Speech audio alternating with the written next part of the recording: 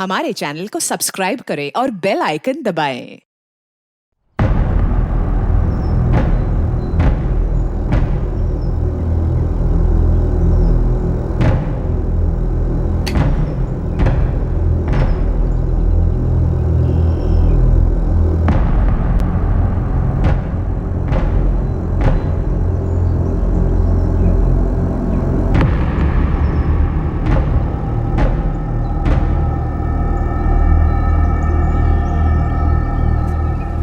बाबूजी, अभी उनका थोड़ी देर पहले फोन आया था। बस बारात थोड़ी देर में आ रही है। तो जाओ बेटा, तैयारी में लग जाओ। उनके स्वागत में कोई कमी नहीं होनी चाहिए। ठीक है, जाओ जाओ जल्दी।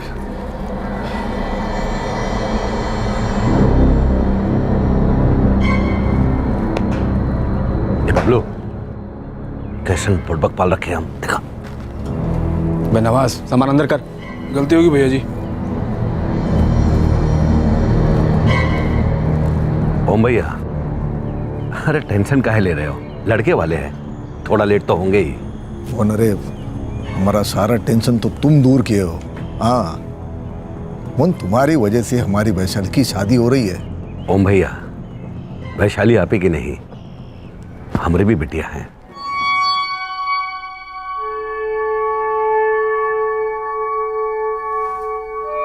वैशाली, ऐसे मुंह लटका के कुछ बदलने वाला नहीं है।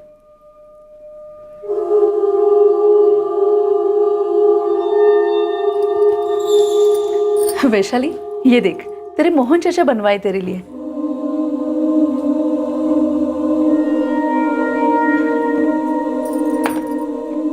तेरे मोहन चाचा सब कुछ सोच समझ कर रहे हैं। आशीष जैसा लड़का पूरे 7 जन्म में नहीं मिलेगा तुम्हें। लतिका भाभी, समझाओ इसे।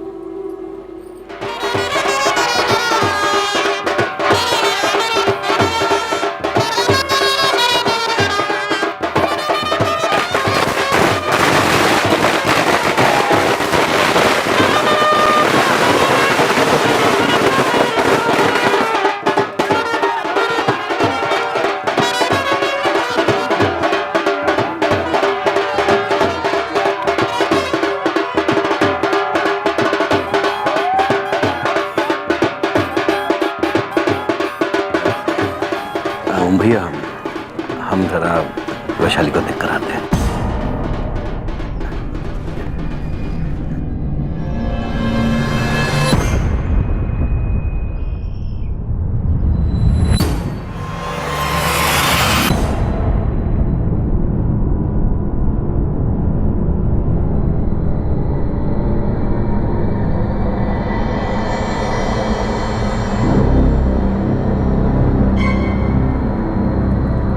चलो जल्दी करो और कह देते हैं सब कुछ प्यार से होना चाहिए, कोनो ड्रामे की जरूरत नहीं है।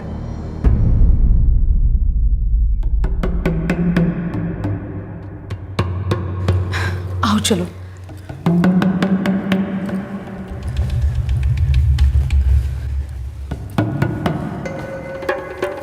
अब क्या हुआ? मुझे टॉयलेट जाना है। पर मुहूर्त का समय बीता जा रहा है वैशाली। बस 2 मिनट में आई।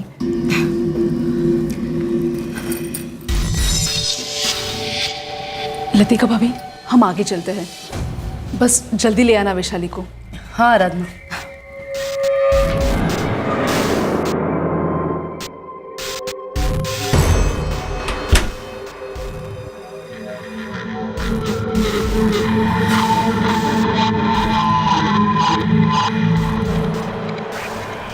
वैशाली,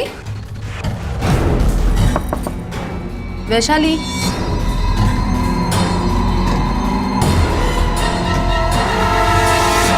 18 वर्षीय वैशाली सैनी अपनी होने वाली शादी से बेहद नाखुश थी। मंडप से कुछ ही कदम दूर, शादी के फेरों से चंद मिनट पहले वैशाली ने एक ऐसा कदम उठाया जिसकी वजह से कुछ सालों बाद सैनी परिवार को एक बहुत बड़ी कीमत चुकानी पड़ी।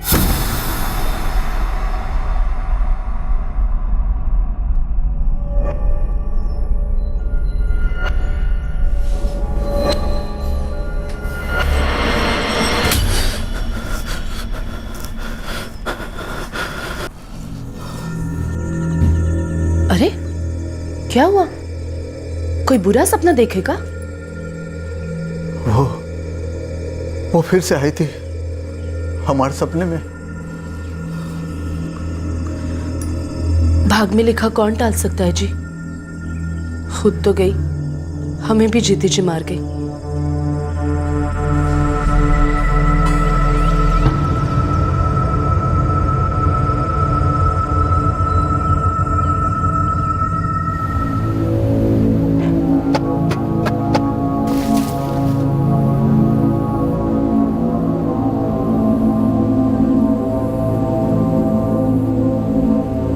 गिरधारी, हमको 20 ट्रक ईंटों का ऑर्डर मिला है। हाँ, 15 तो हम भिजवा रहा हूँ, बाकी के 5 तुम भेज देना। मोहन भैया, दोस्त हो तो आप जैसा, एक ही धंधे में होने के बावजूद आप हमेशा हमारी मदद करते हैं। तुम तो जानते हो गिरधारी कि रिश्तेदारों और दोस्तों के लिए हम अपनी जान भी दे सकता हूँ। अरे मरे आपके दुश्मन भैया। गिरधारी, शाम को ऑफिस में आ जाना, कुछ काम की बात करनी है। ठीक है भैया, आ जाए।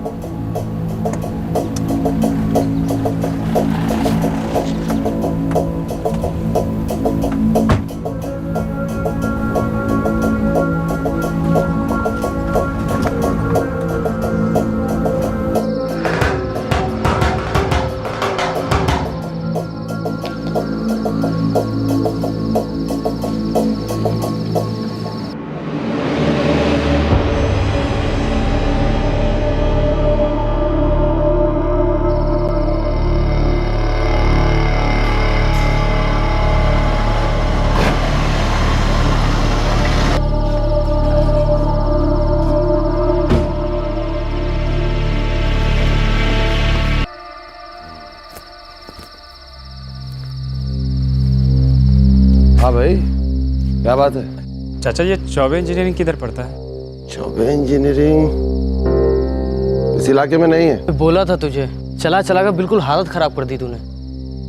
लेकिन साहब ने तो यहीं के बारे में बताया था यार। चल वापस चलते हैं। रुक भाई, थोड़ा पानी मिलेगा? यहीं रुको, लाते हैं।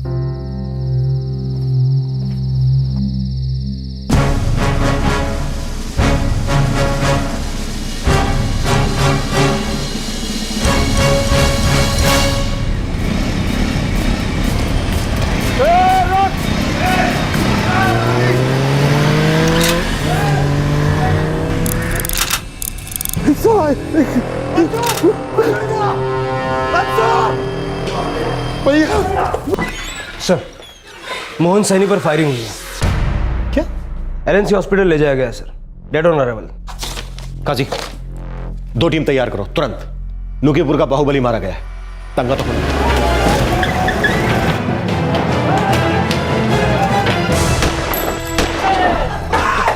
तिरोगा बाबू, गोली हम भी चला सकते हैं, खून के बदले खून मांगते हम। भैया के कातिलों को ढूंढो। अरे तमाशा क्या देख रहे हो? खड़े होकर लगा दो पूरा हाथ।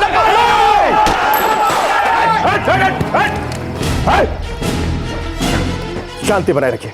हम लोग आप लोगों से विनती कर रहे हैं कि शांति बनाए रखिए। वादा करते हैं हम आप लोगों से, मोहन सैनी के कातिलों को हम पकड़कर ही दम लेंगे, लेकिन तब तक आप लोग शांत रहिए। पूरा का पूरा नुक्कीपुर जला के राख कर देंगे। अगर ऐसा करोगे फिर तो कातिल पकड़े जाने से। समझा रहे हैं आप? पहले हमें पता तो करने दो कि यह किसने किया। अगर शहर में इसी तरह से दंगे होते रहे फिर तो वो भाग निकलेंगे ना, कैसे पकड़ेंगे हम उनको? समझो बात को। ठीक है भगत? सर, अगर ये लोग आगे बढ़े तो फायरिंग का ऑर्डर दे देना। सर।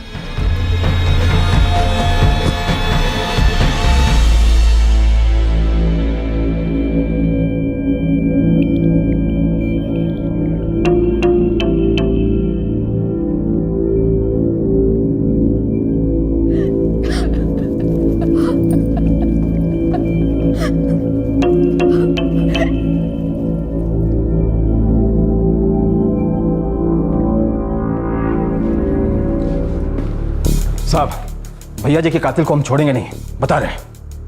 शांत रहो और हमें हमारा काम करने दो। मोहन सैनी जी को जब यहाँ लाया गया था 2 घंटे पहले, वो ऑलरेडी मर चुके थे। उत्तर भारत में बाहुबली को पावर मैग्नेट कहा जा सकता है। पॉलिटिशियंस, प्रशासन, माफिया, बाहुबलियों के इनमें से कई दोस्त होते हैं और उतने ही दुश्मन भी। बाहुबली मोहन सैनी पर जानलेवा फायरिंग हुई थी। शूटर्स ने यह इंश्योर किया था कि वो जिंदा ना बचे। अब सवाल यह था कि क्या यह हत्या हाल ही में हुई किसी दुश्मनी की वजह से थी या फिर इस हत्या का कोई अतीत था, कोई बैक स्टोरी थी। आप मोहन सैनी के चचेरे भाई। देखिए मोहन हमारे लिए सगे भाई से भी बढ़कर था। फिर तो लोग आपकी सुनेंगे। देखिए, समर्थकों को काबू में लाइए, इसी में सबकी भलाई है। हम कोशिश करेंगे, लेकिन एक बात का ध्यान रखिए, मोहन सैनी की हत्या हुई है और जब तक कातिल पकड़े नहीं जाते मोकीपुर की शांति दांव पर रहेगी। हम अपनी तरफ से पूरी कोशिश करेंगे और यही उम्मीद हम आपसे भी करते हैं। सब वहाँ वहाँ मेरी आंखों के सामने मेरा दोस्त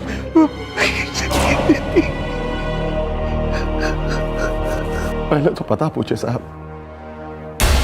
कहाँ का पता? वो कोई ऐसी जगह थी, पहले कभी नाम नहीं सुना, कोई चौबे इंजीनियरिंग। चाचा ये चौबे इंजीनियरिंग किधर पड़ता है? फिर बोले पानी पिला दो। थोड़ा पानी मिलेगा? यहीं रुको लाते हैं। और जब हम पानी लेके लौट रहे थे तो 2 बार धाए धाए सुने से, फिर 2 गोली और चली, कुल 4 बार सुने थे साहब। फिर हम अपना राइफल ताने अंदर भागे, इतना में वो लोग धक्का मार के बाहर भाग गए। हम अपना राइफल से पीछे से उन पे फायर करने का कोशिश किए साहब, पर हमारा राइफल ही जाम हो गया था।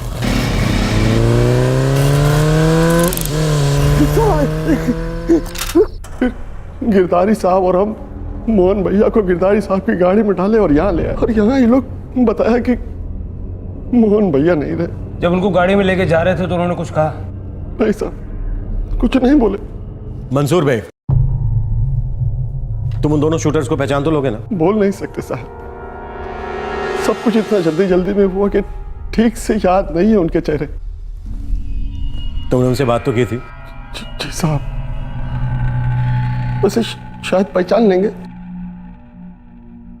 वैसे साहब, हाल ही में मोहन भैया ने ऑफिस के बाहर सीसीटीवी कैमरा लगवाया था।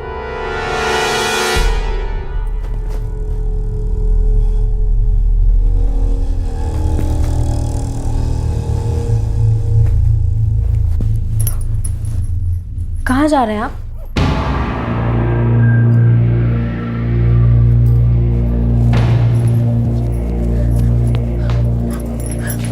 बताना पड़ेगा आपको, कहाँ जा रहे हैं आप? प्रिया, तुमको हम 1000 बार बोल चुके हैं, ऐसे वाहियात सवाल हमसे नहीं पूछा करो। और आज आखिरी बार समझा रहे हैं, आज के बाद हमसे नहीं पूछना। काहे ना पूछे? सारे मोहल्ले वाले रिश्तेदार वाले यही कहते हैं कि नकुल यादव की बीवी की कोई इज्जत नहीं। खुल गए कान? अब ध्यान से सुन, जाके बोल मोहल्ले वालों से, नकुल यादव ना तो अपनी बीवी की सुनता है और ना ही भगवान की।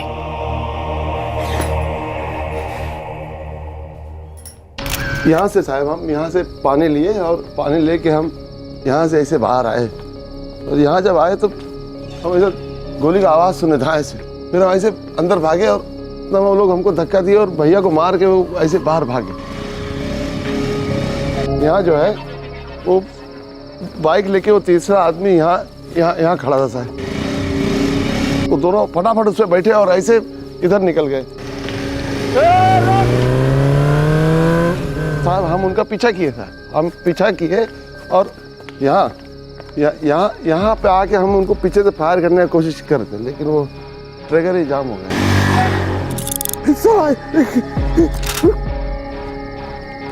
कितनी पुरानी है?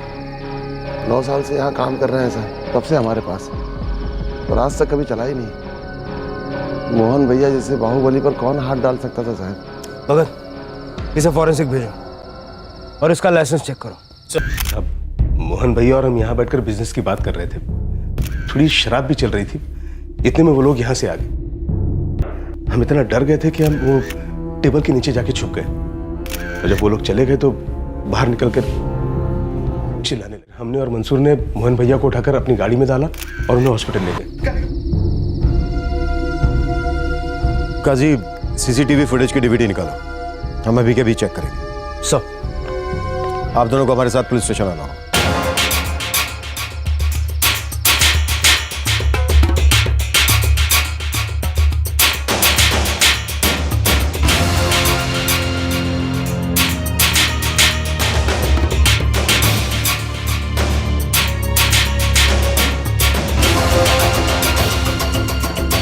हाँ जी, रिमाइंड करना जरा, जो वो दोनों लड़के मंसूर से बात कर रहे हैं।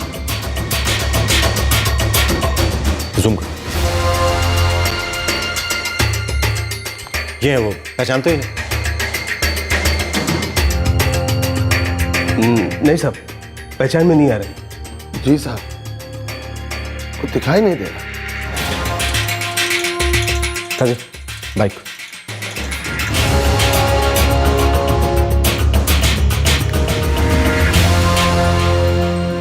फिलहाल हमें यही पता चला है कि 2 लड़कों ने फायरिंग की और तीसरा ब्लैक बैग लेकर आया था। इनमें से एक लंगड़ा था भी है। जिसने भी ये किया है बहुत गलत किया है। मोहन भैया शेर आदमी थे, लाखों में एक। सर, मंसूर बेग की राइफल का लाइसेंस ठीक है। फॉरेंसिक ने बताया कि वाकई में जाम हो गई थी और सालों से कभी फायर नहीं हुई। मोहन सैनी पर उसी के ऑफिस में फायरिंग की गई। ये बड़ा अजीब सा लगता है कि कोई इतना बड़ा ढीठ हो सकता है। इतना बड़ा बाहुबली, इतने बड़े बड़े लोगों के साथ उठना बैठना। क्या है कोई बिजनेस राइवलरी? सर, फायरिंग के दौरान उसका बिजनेस पार्टनर पवन बंसल कानपुर में था। आज सुबह आया। सर, काफी हड़बड़ाया हुआ लग रहा था, मेरी नजर थी उस पर। उस वक्त मोहन सैनी के साथ उसका करीबी दोस्त गिरधारी लाल था और उसका भरोसेमंद वॉचमैन मंसूर बेग, जो शूटर्स के लिए पानी लेने गया था। इसमें साजिश वाला एंगल हो सकता है क्या? सर, एक बात बहुत अजीब लगी। क्या? मोहन सैनी का दाहिना हाथ है बबलू त्रिपाठी। बबलू त्रिपाठी मोहन सैनी के साथ साये की तरह रहता, लेकिन जब कत्ल हुआ तब वो उसके साथ नहीं था।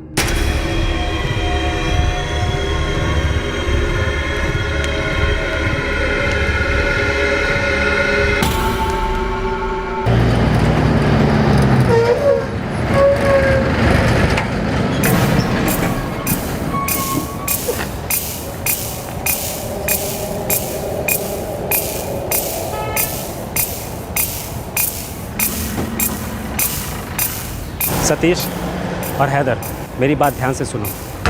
आगे हम तीनों का साथ में रहना ठीक नहीं होगा। तुम दोनों बनारस के लिए निकलो, ठीक है? कब तक करण भाई? अबे, हम लोगों ने बाहुबली मोहन सैनी को ठोका है, किसी पनवाड़ी को नहीं। मामला लंबे टाइम तक चलेगा, ठीक है? चल, हाँ, चल मिलते हैं।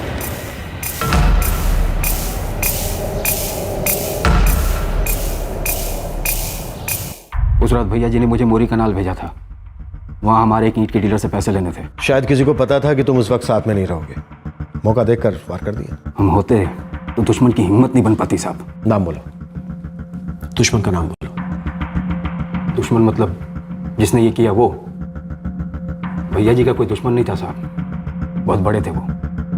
उन पर हाथ डालना मतलब शामत होती। उन्हें मारने की तो कोई सोच भी नहीं सकता था। पर मार तो दिया ना बबलू, और अभी तक किसी की शामत भी नहीं आई। आप एक बार उसे पकड़िए तो सही। उसकी 7 पिनिया रहम की भीख न मांगी तब कहिएगा। ये जो तुम दुश्मन की बात कर रहे हो, कहीं कोई दोस्त तो नहीं? क्या मतलब साहब? पवन बंसल। बंसल साहब? नाना। क्यों नहीं? बिजनेस में पार्टनरशिप थी और पार्टनरशिप को दुश्मनी में बदलने में ज्यादा वक्त नहीं लगता। कंपनी का नाम मोहन सैनी ब्रिक्स है। पिछले 12 साल से चल रही है। मैं तो अभी सिर्फ 3 साल से जुड़ा हूँ। ये सारा बिजनेस सिर्फ और सिर्फ मोहन भैया की वजह से ही चल रहा था। कोई ऐसा सोने का अंडा देने वाली मुर्गी को भला क्यों मारेगा? वो ही मारेगा जिसे सोने का अंडा नहीं मिल रहा होगा, जो उस मुर्गी से जलता हो। तुम्हारे बिजनेस का कोई छोटा प्यादा, जैसे कि गिरधारी लाल। गिरधारी? हो ही नहीं सकता। गिरधारी तो मोहन भैया का जिगरी दोस्त था। मोहन भैया तो उसे अपनी लाइन में बिजनेस दिलाने की बहुत कोशिश करते थे, बल्कि वो तो उसे हमारा तीसरा पार्टनर बनाना चाहते थे। जो तुम्हें खटक रहा था? अरे नहीं, हम तीनों तो दोस्त थे, बहुत अच्छे दोस्त। मोहन भैया ने गिरधारी को पहले भी छोटे मोटे काम दिलवाए थे, बल्कि जिस दिन उनकी मौत हुई उसी दिन वो उसे 20 टका दिला रहे थे एक काम के लिए। तुम्हारी भी एक ईंट की भट्टी है ना? जी हाँ है, क्योंकि मोहन भैया ने मुझे खुद बढ़ावा दिया था। वो कहा करते थे कि कुछ बिजनेस अकेले भी करो। ऐसे थे मोहन भैया, दिलदारों के दिलदार। आप उनके किसी भी करीबी से पूछ लीजिए। क्या हुआ साहब, फिर से बुलाया आपने? ये बुलाना बुलवाना तो चलता ही रहेगा बबलू, जब तक केस चलेगा। अच्छा, मोहन सैनी और गिरधारी के बीच किसी तरह की कोई कश्मकश थी क्या? मेरा मतलब बिजनेस कंपटीशन। ऐसा कुछ था नहीं कभी। गिरधारी भैया जी के दोस्त जरूर थे, पर बिजनेस में कोई बराबरी नहीं थी। गिरधारी तो भैया जी की कंपनी में आना चाहते थे साहब। मोहन सैनी ने गिरधारी को कभी मना किया या फिर बहुत कम परसेंटेज की पार्टनरशिप दी हो? उतना तो हम नहीं जानते साहब। ये क्या बकवास कर रहे हैं आप? मोहन भैया थे। हमने कभी उनके साथ कंपटीशन की ही नहीं।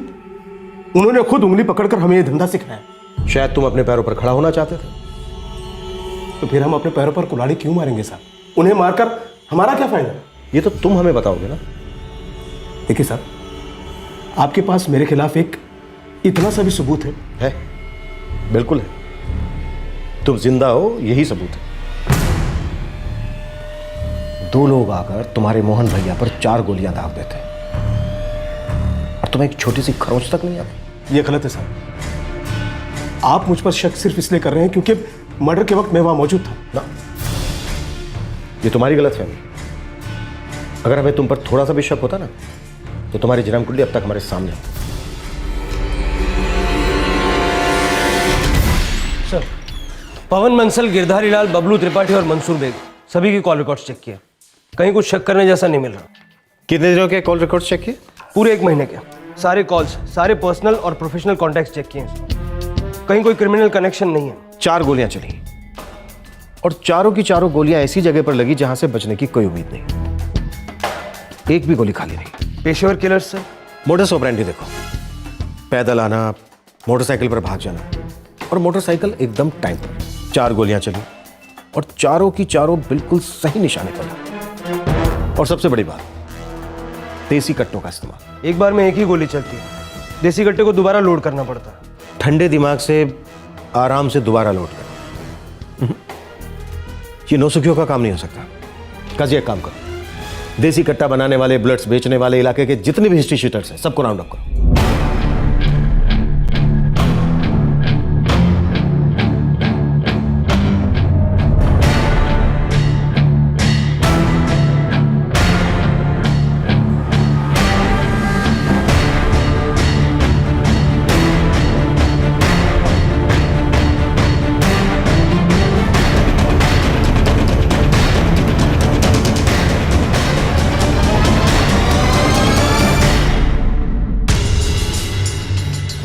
सर, सारे हिस्ट्री शीटर्स और कट्टे बेचने वालों को राउंड अप किया, पर कोई इन्फॉर्मेशन हाथ नहीं लगी। तो फिर ये लोग हैं कौन? सर, गोल मंडी का पिंटू अब्बास कट्टों का एक्सपर्ट है। शादी के बाद क्रिमिनल लाइन छोड़ दी है, लेकिन अभी खबरी बनना चाहता है। सर, बुलाओ उसको। थाने में आज तक थप्पड़ ही खाए थे साहब। पहली बार समोसे खा रहा हूँ। अगर ढंग के खबरें निकले तो पैसे भी खिला सकते हैं। पूरी कोशिश करूँगा साहब। साहब, वो गोलियाँ देख सकते? बंगाल साइड में बुर्दमान जगह है, वहाँ पे भी लगती है। कहने का मतलब साहब कि कट्टों की कोई जात नहीं होती। कट्टा कहीं का और गोली कहीं की। मुद्दे पे आ पिंटू। मुद्दा चांस का है साहब। ये कट्टों का खेल भी चांस का होता है। आधे से ज़्यादा कट्टे तो एक फायर के बाद कभी चलते ही नहीं, और कुछ कट्टे तो साहब बैकफायर भी करते हैं। उड़ाने वाला खुद ही उड़ जाता है। और कुछ खास कट्टे भी होते हैं साहब, जो कभी धोखा नहीं देते। 4 गोलियां चली थी, चारों निशाने पे लगी। निशाना था मोहन सैनी। हमें लगता है ये काम किसी पेशेवर का है। वही तो कह रहा हूँ मालिक, ऐसे कट्टे सिर्फ पेशेवर ही इस्तेमाल करते हैं। मोहन को अगर कोई खतरा होता भी तो वो हमसे कभी नहीं कहता। हम लोगों को टेंशन में कभी नहीं डालता। हाँ, लेकिन इसका मतलब ये नहीं है कि उनके दुश्मन ना हो या फिर उन्हें धमकी नहीं मिल रही। इतनी बड़ी हस्ती, इतना रुतबा, इतना पैसा, कोई ना कोई जलने वाला होगा ही। एक बात आपसे जरूर कहूंगा, लोग मोहन से जलते कम थे, डरते ज्यादा थे। मोहन से बैर लेना मतलब अपने ही पैर पर कुल्हाड़ी मारने के बराबर था।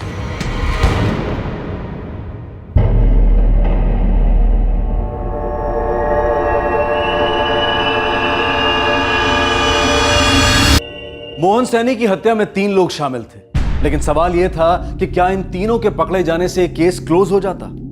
कौन था मोहन सैनी का असली हत्यारा जिसने ये सुपारी दी थी? ये पेशेवरों का काम है साहब, पर सुपारी नहीं है। क्या मतलब?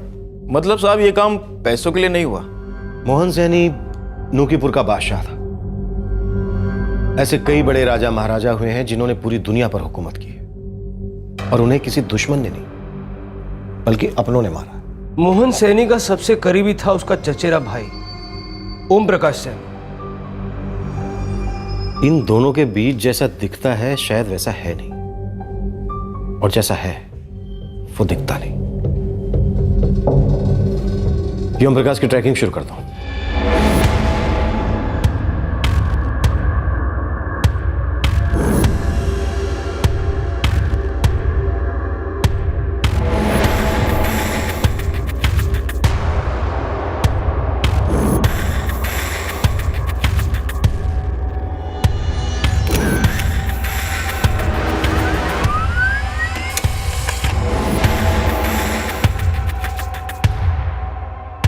सर, ओम प्रकाश का पीछा किया, 4 लोगों से बात भी हुई है।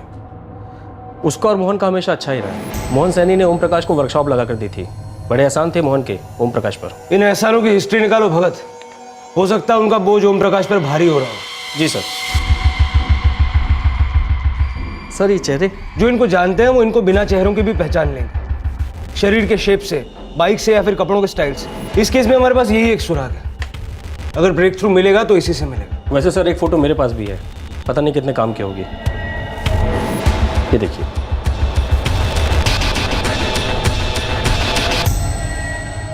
बबलू, अब तक नहीं पता चला वो लोग कौन थे? अब तक कुछ नहीं पता चला भाभी जी, ना हमारे लोगों को और ना ही पुलिस को।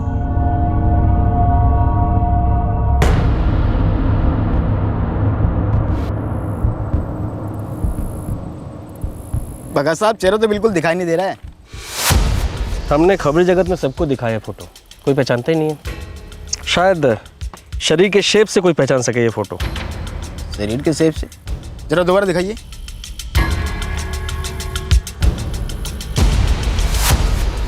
भगत साहब, ये जो सबसे पीछे बैठा है ये कहते नहीं कि लंगड़ाता है क्या? वो टीवी फुटेज में देखे थे आप? हाँ हाँ, शायद लग रहा था। भगत साहब थोड़ा फॉरवर्ड कीजिए। बस करण जोशी नाम है इसका। कौन करण जोशी? साहब ज़्यादा तो नहीं मालूम, बस एक बार मिला था धीरनपुरा जेल में इससे। वहाँ लंगड़ा जोशी के नाम से जाना जाता था। ये हिस्ट्री सीटर है। धीरनपुरा जेल से आपको पूरा पता मिल जाएगा।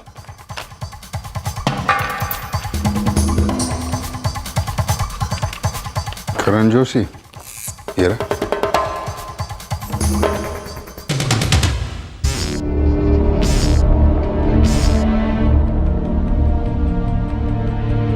यही था वो साहब, यही लड़का था। हाँ भाई, क्या बात है? चाचा ये चौबे इंजीनियरिंग किधर पड़ता है?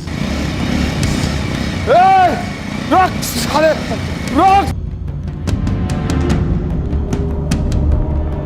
सब यही है, पक्का यही है सब। तेरा खून पीने।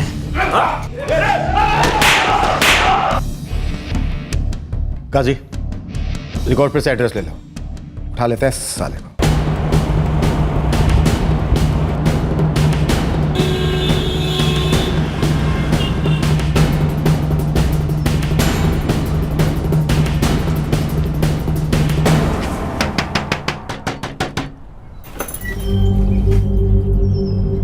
जी क्या बात है? करण जोशी है घर में? करण जोशी? साहब यहाँ कोई करण जोशी नहीं रहता। साहब ये तो पप्पू है, 2 साल पहले हमारा किराएदार था। अकेला रहता था? करता क्या था? हाँ साहब, अकेला रहता था, लेकिन किसी को कुछ बताता नहीं था। लेकिन हाँ, किराया टाइम पर देता था। और फिर एक दिन से अचानक गायब हो गया। इसका कोई दोस्त, कोई और तरीका है इस तक पहुंचने का? नहीं साहब, हमको नहीं पता। सभी पतों पर अलग अलग नाम से रहता होगा। हिस्ट्री शीटर है सर। काजी, सभी पुलिस स्टेशंस में डिटेल भेज दो, फोटोग्राफ के साथ। हाँ बोल पिंटू। भगत साहब, आपको एक नंबर SMS कर रहा हूँ। किसका नंबर है पिंटू? वही जिसकी आपको तलाश है, करण जोशी। नंबर तो अभी स्विच ऑफ जा रहा है, पर आपके काम आ सकता है। ठीक है, नंबर भेज।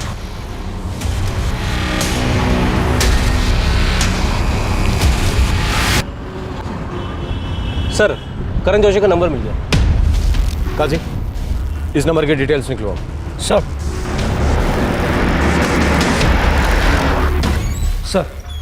करण जोशी के फोन रिकॉर्ड्स। मर्डर की रात, मर्डर के वक्त करण के फोन की लोकेशन थी नूकीपुर का सपोरी इलाका। मोहन सैनी का ऑफिस भी सपूरी में ही है। सर मर्डर से पहले करण की एक नंबर पे लगातार बात होती रही। किसका ये नंबर? किसी नकुल यादव का नंबर। नकुल यादव या तो इन शूटर्स का हैंडलर है या फिर मामला और गंभीर है। कौन ये नकुल यादव?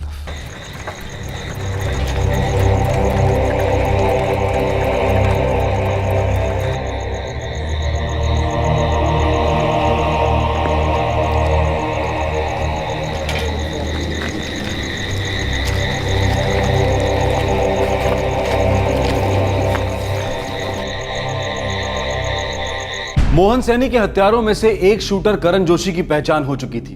ये एक मेजर ब्रेक थ्रू था पुलिस के लिए। यह भी साफ हो चुका था कि नकुल यादव नाम के एक आदमी का इस हत्याकांड के साथ कोई रिश्ता जरूर था। क्या था यह रिश्ता नकुल यादव और मोहन सैनी के बीच? पुलिस अब इस केस के अगले पायदान पर जरूर थी, लेकिन यह सीढ़ी कितनी लंबी थी और कहां तक जाती थी, यह जानना अभी बाकी था। हाँ इंस्पेक्टर, ये नकुल यादव एक हिस्ट्री शीटर है। यहीं बिन्नौजगढ़ सब्जी मंडी में हफ्ता वसूली करता था, गुंडागर्दी करता था, फिर एक मर्डर केस में अंदर हो गया।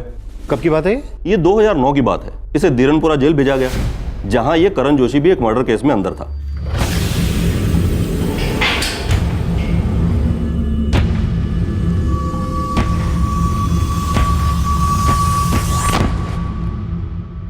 हो सकता है इन दोनों ने जेल में हाथ मिला लिया हो, अपना गैंग बना लिया हो। मोहन सैनी के शूट आउट में इस करण जोशी के अलावा 2 लड़के और थे। इस नकुल ने गैंग बना लिया होगा। ये पेशेवर हथियारों का काम हो सकता है क्या? ना, पेशेवर हत्यारे ज्यादातर अकेले ऑपरेट करते हैं। अगर ये पेशेवर हथियारे नहीं है तो फिर है कौन? और मोहन सैनी से इनकी क्या दुश्मनी हो सकती है? कल आइसक्रीम पॉइंट पर आया था वो अपनी बीवी के साथ। एक छोटा बच्चा भी है, शायद लड़का है। किसकी बात कर रहे हो तुम? आशीष।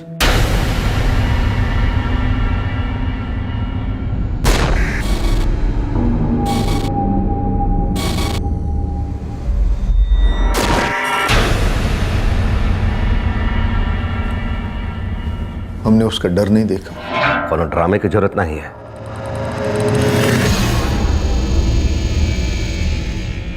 और ना ही उसका दर्द देख पाए।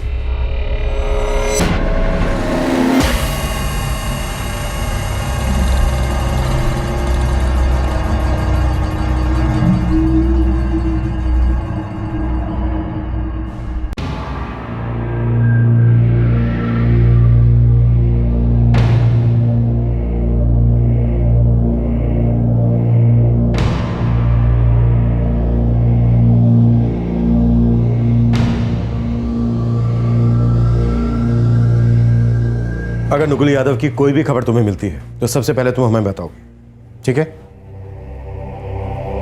मेरे पति के बारे में मुझे दुनिया वालों से ही पता चलता है कि वो कहाँ है और कहाँ नहीं। वैसे उनका नंबर है मेरे पास, दूँ आपको?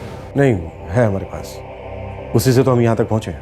लेकिन वो नंबर आपको हमेशा बंद ही मिलेगा।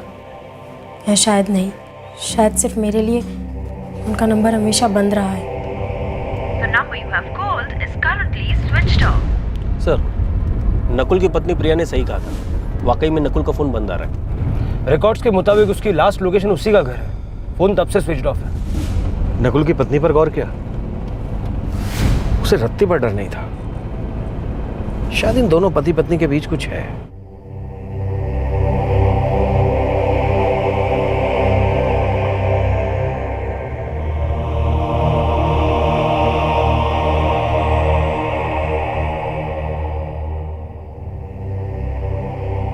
नकुल यादव? हाँ, आप जानते हैं उसे? जी हाँ, बहुत अच्छी तरह जानता हूँ। हमारे धंधे का लड़का है, उसकी भी ईंट की भट्टी है।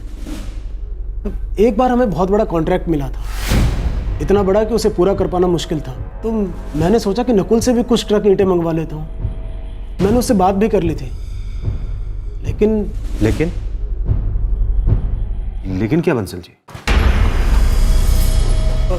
मोहन भैया। बंसल, तुमने नकुल यादव के साथ काम की बात की? जी हाँ, उसी बारे में आपसे बात करनी थी।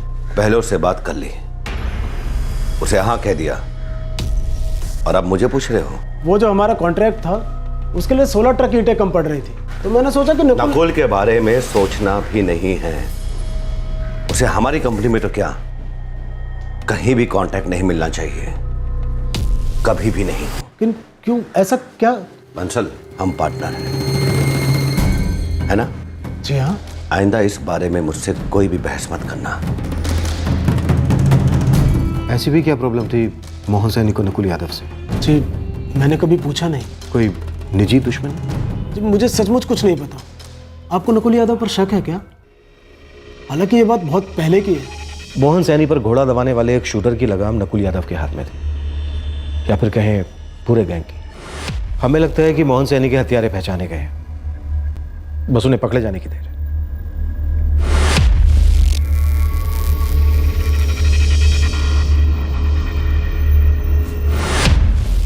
संजय भैया जी। बबलू भैया आप मैं भैया जी मत बोलिए। हम इस कुर्सी को भैया जी कहते हैं संजय।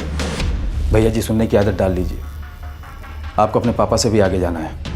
ये कुछ चेक साइन कर दीजिए, लोगों की तनख्वाह देनी है।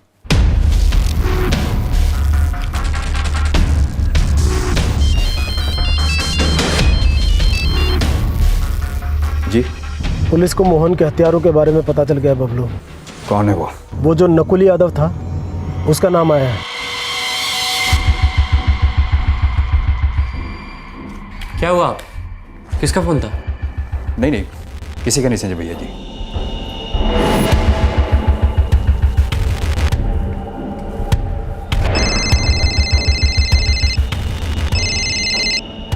हेलो,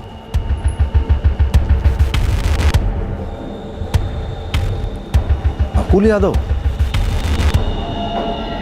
4 साल बाद?